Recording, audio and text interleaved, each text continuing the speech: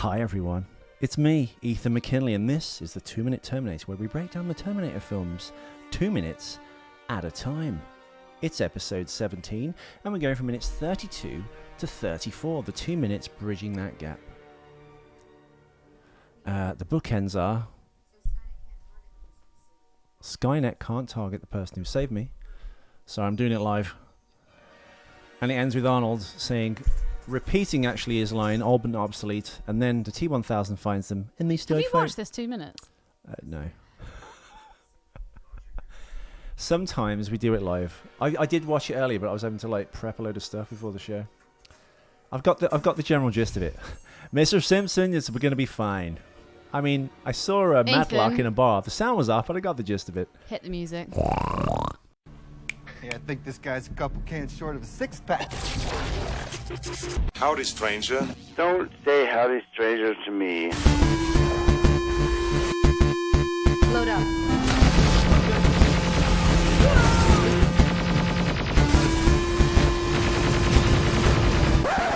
You didn't do the fourth. Thank God. It sucked. Yeah, it sucked.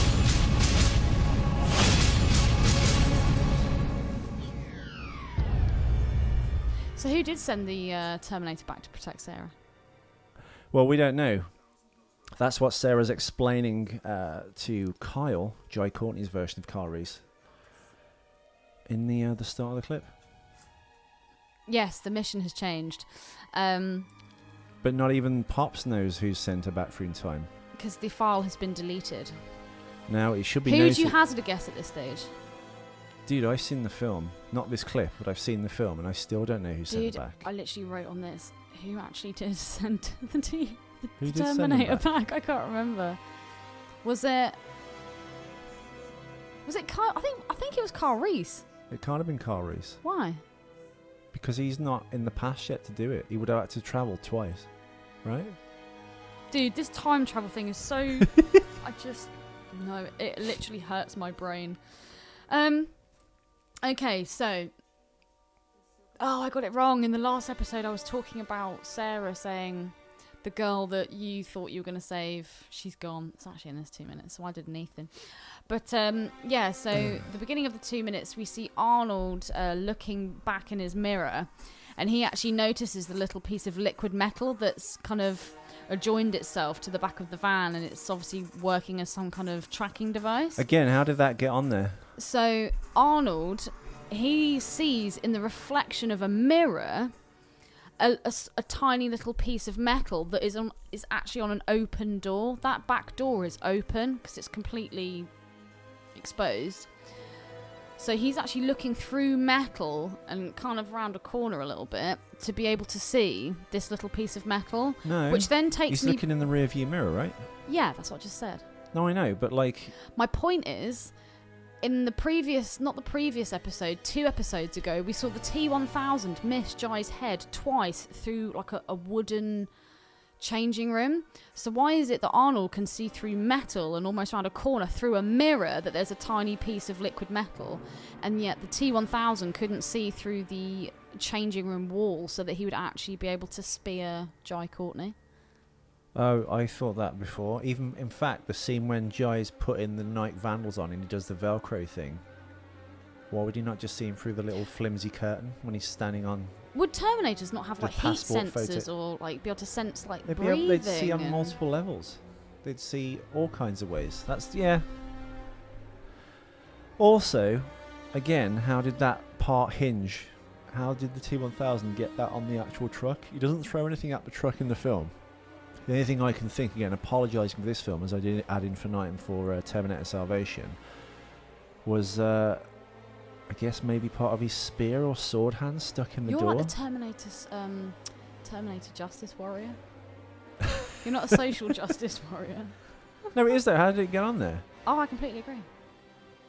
The inconsistencies, the mist, yeah, it's just The red ridiculous. mist. Carry on, Ethan. No, it's fine. What were you saying?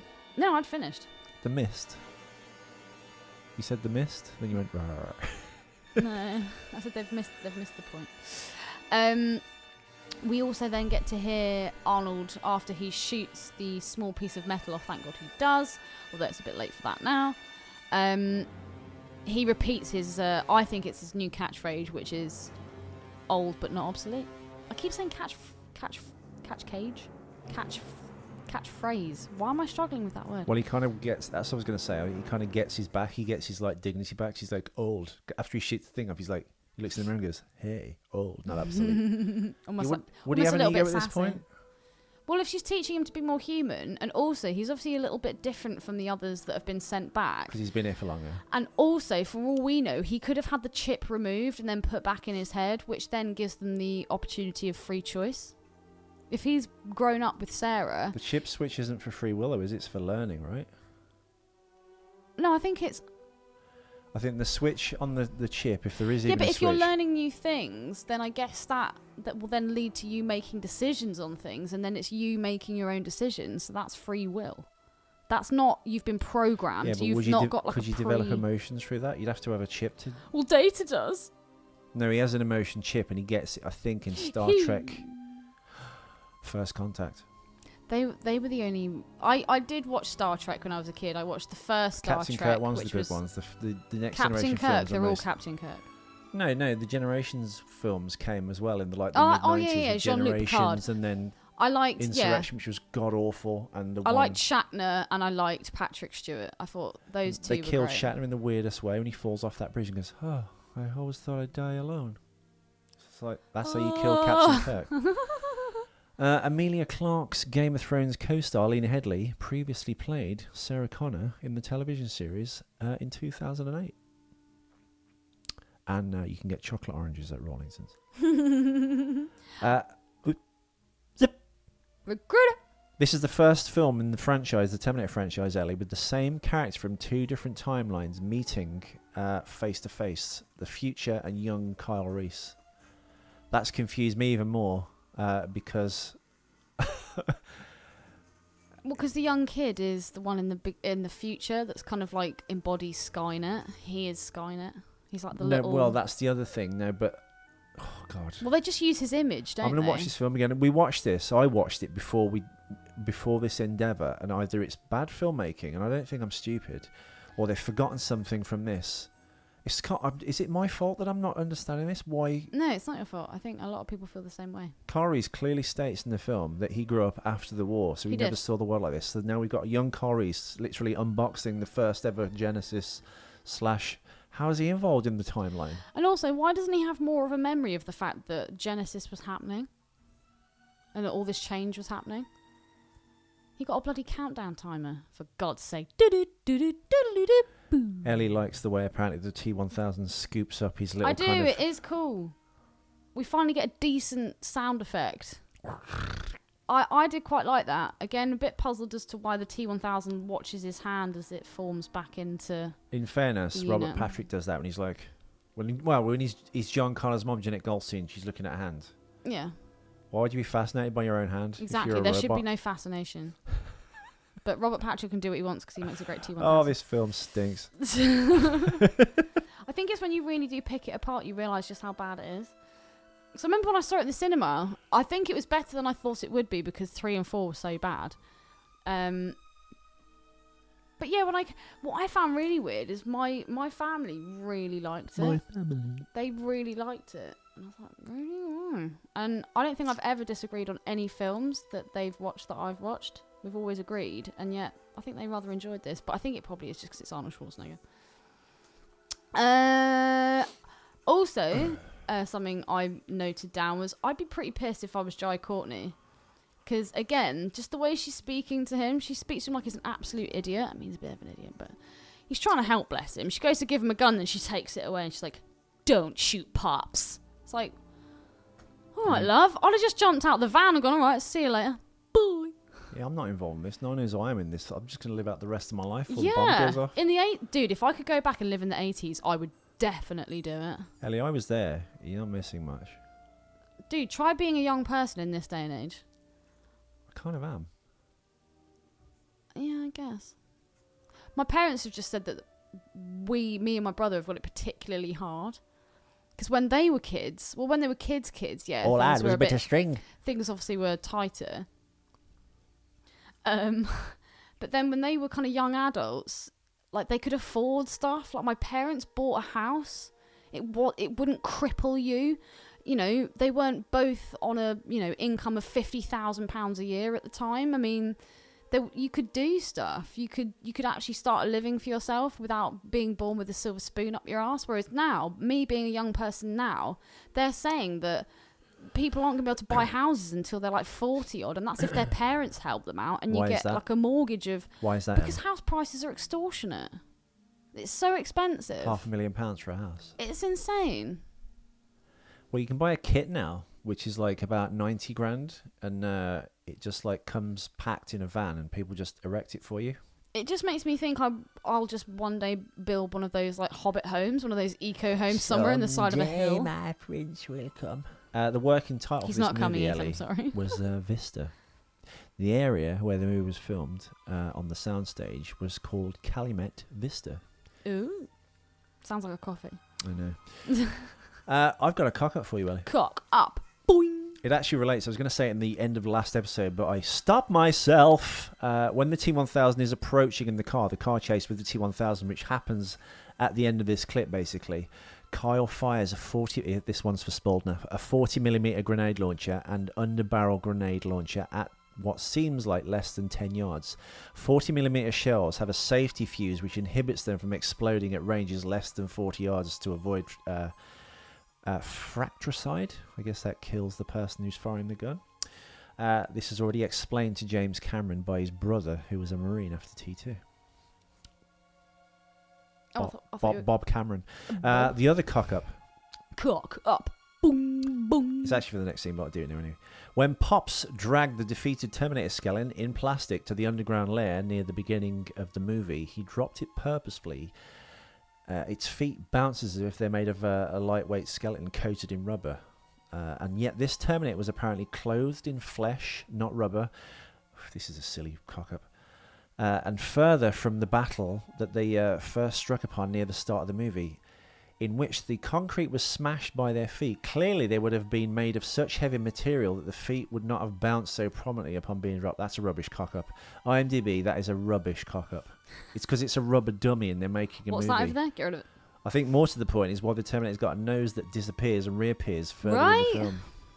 It looks really weird. It looks really fake when it's in the back, when they're shooting at the T-1000. You see it kind of bobbing around in the background. It looks so bad.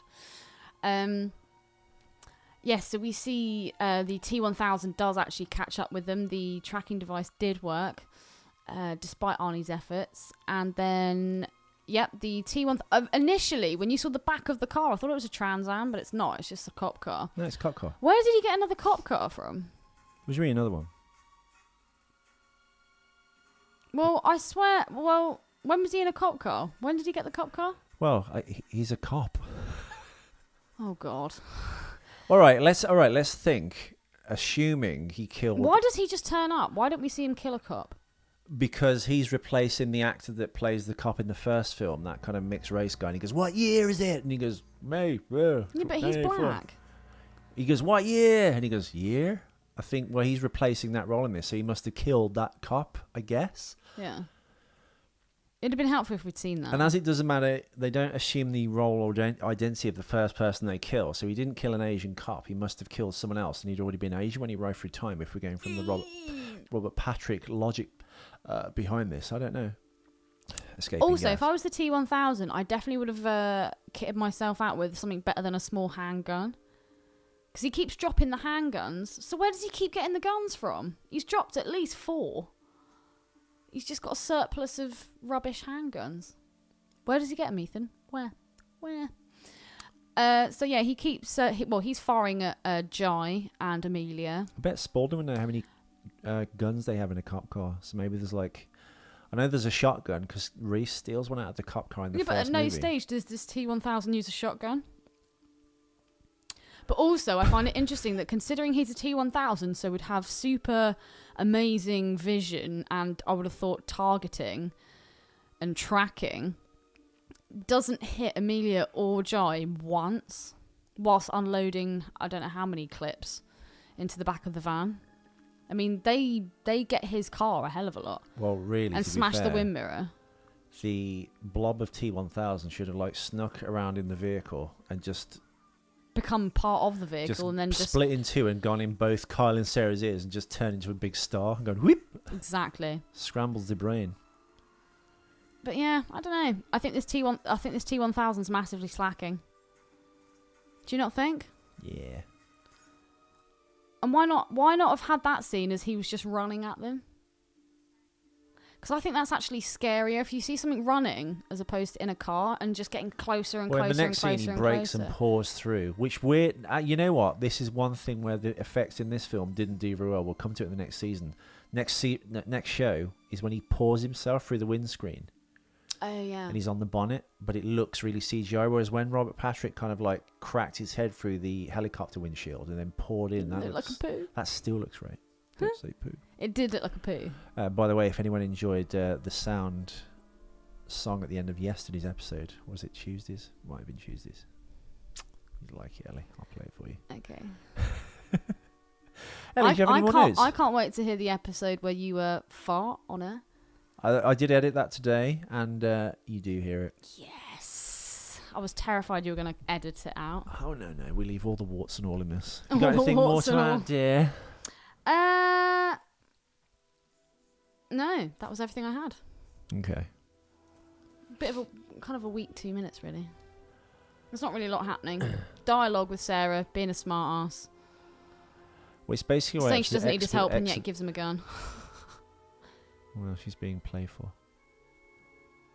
Well, she said she doesn't want to do any more Terminators. I think she was contracted to do a trilogy, and she's out now. She's like, don't want to do them. But it's just like, well, what's wrong with doing this? Do you think she's trying to like play hard to get? Do you think she's trying to be mean sexy? Because she knows she needs to have sex with this guy, but she's just being a dick. Is she just doing that, I'm going to be a dick to make him like me thing? No, I just think she's playing up to the fact he's like this innocent abroad, and she's kind of like, yeah. Yeah, but she's already said to Arnold, she's like, oh, I want to be able to go on a date. I want to go for a drink. Do I have to just have sex with him? It's like, well, you're never going to get to that stage, love, if you keep belittling him. You know? I wouldn't take that bitch out on a date. Hell no. She can pay. I'm sure that All Saints leather jacket's worth a few bob. I'm going to watch this film again, I think, because I need to know who sent them through time. Just type it into Google. That's a good point. Don't waste 2 hours of your life, Ethan. And on that bombshell, we shall return for the next episode, which will be tomorrow, Wednesday. Thank you all for listening, everyone, so far. If you want to give us a lovely 5-star, are we even worth that? A star review. Just say something nice. Just write something. Write something on iTunes. It helps us. It helps us show in the league tables. Follow us on Twitter, of course. Follow us at the 2 Minute Terminator Facebook page, which is the best Terminator page, ever, including the fan sites. We've got more pictures than anyone. I know this because I stole them from all those sites. Do you know what? I reckon if Arnold Schwarzenegger actually saw that page, he would absolutely love it. I don't think he would. He would. He's a 70-year-old man with better fish to fry. I think you think very lowly of Arnold Schwarzenegger. I think lowly of the show. One of no, that's just my performance. One of Ethan's, one of Arnold's rules to live by is to always give something back, and he does. Trust yourself. Break the rules, not the law. Don't listen to the naysayers. If you've got a shitty podcast, maybe I'll never listen to it. But if I did, work your butt off. Work your butt off. That's one of them. Yes. Anyway, we'll read them out in the next You can episode. follow the clip as we talk about it, Mystery Science Theatre 3K style at the YouTube channel, 2 Minute Terminator, and you can, of course, again, send your love by actually listening to the show and subscribing, telling your friends about it. We'll be back tomorrow. And John Nichols, where's our pictures gone, man? John Nichols, disregard that. You only do it when there's a significant thing. Whatever. You've stopped listening to us and you're on to Bill Burr. I'm on to you. Hasta la vista. Baby.